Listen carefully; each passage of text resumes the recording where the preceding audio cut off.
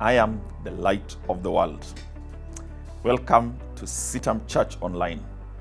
In this video, we continue with the powerful sayings of Jesus that are recorded in the book of John. In the last video, we saw that Jesus is the bread of life. Now, in this video, he declares that I am the light of the world. This is found in John chapter 8 and verse 12. Welcome.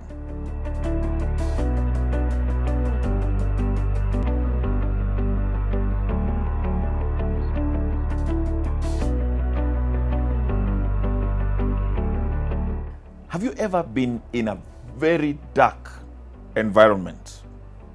I was once in a tunnel, underground tunnel, in one of our hydroelectric power stations going towards the power generation room.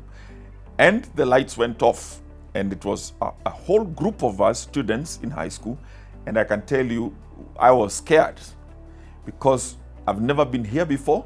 And I thought, I know there are magnets, I know there are other equipment that I don't know, maybe they can give me a shock. I didn't know what would happen.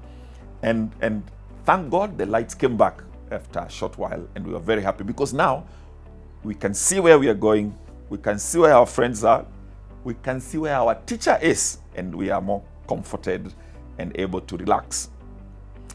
Now, the context of this statement was that Jesus was speaking to this lady.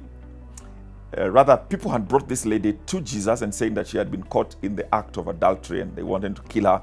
And of course, then Jesus started writing on the ground, and when they saw whatever he was writing, they went away. And some people have suggested maybe he was writing their sins.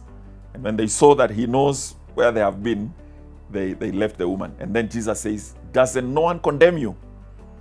And there was no one. Jesus said, "I also don't condemn you." So this woman had been groping in darkness in her life.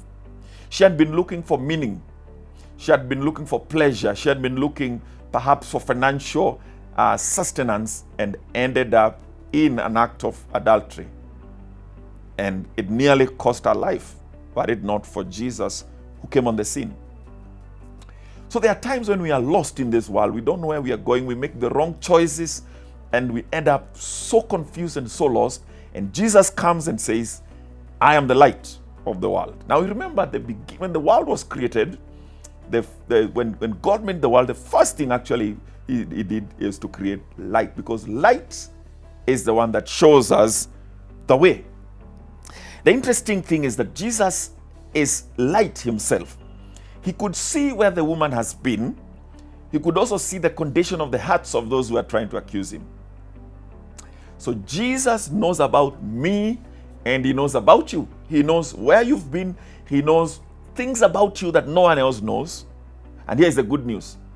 He still accepts you as he accepted this woman, even with all the knowledge. Most of the people who love you in this world, or look like they love you, is because they don't know certain secrets about you. But Jesus knows everything about you, still loves you.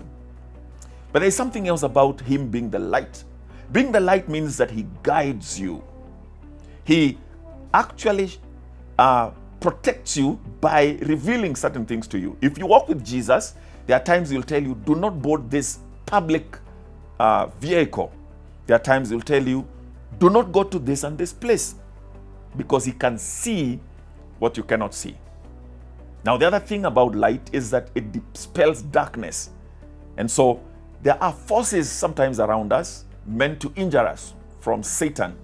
But when the light of Jesus comes, he drives away forces against us. I don't know what is it that attacks you. Sometimes there are things that attack us at night. Nightmares, thoughts about people who died, all kinds of things that are scary. And Jesus comes and drives them away when he comes into your life. One more thing. When Jesus is in your life, he is not only the light, but he also makes you a light. In fact, he says to his disciples, "You are the light of the world." So we also reflect the light of Jesus.